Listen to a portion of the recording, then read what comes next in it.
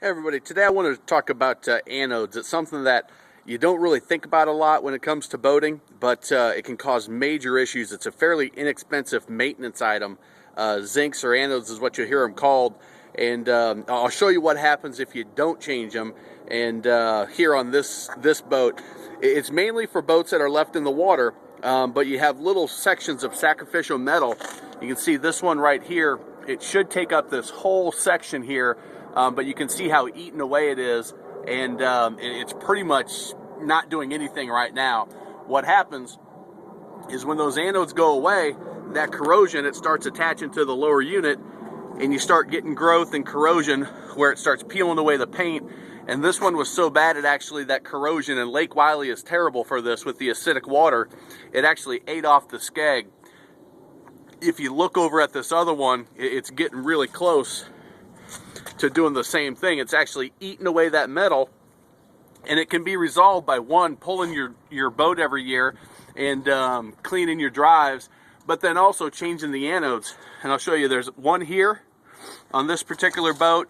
There should be one here, but you can see those screws that's almost totally exposed.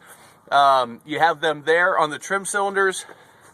You have another one here on the back, and then some of them you may even put a little plate here that sends out an electrical impulse that limits your corrosion as well. You can see on the trim tab, you've got another one right here.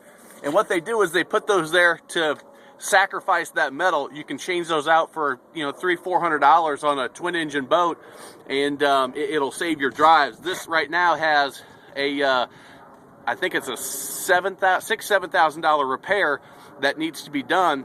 And once this gets eaten up so bad, it potentially can leak into the gear casing and cause even more mechanical issues. Now let's go ahead and take a look at a good one and see what those look like. All right, so here we are looking at a brand new 2012 Sea Ray. This boat's never touched the water, and if you look, you can see they've actually added one. They've got one here on the hub of the prop.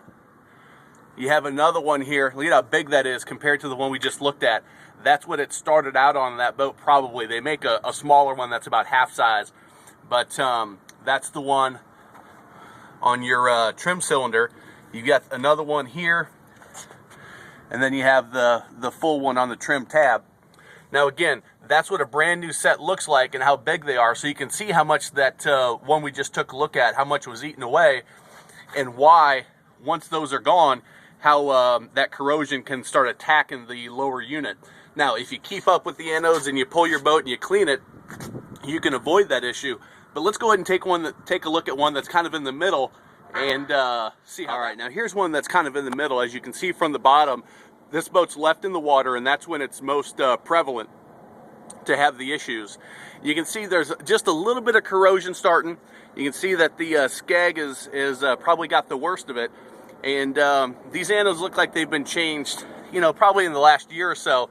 But you can see how pitted they are, and they're starting to not do their job. The recommendation is when they get 50% eaten up, that's the time to change it. You can see around the edge it's starting to go away, and all that corrosion there.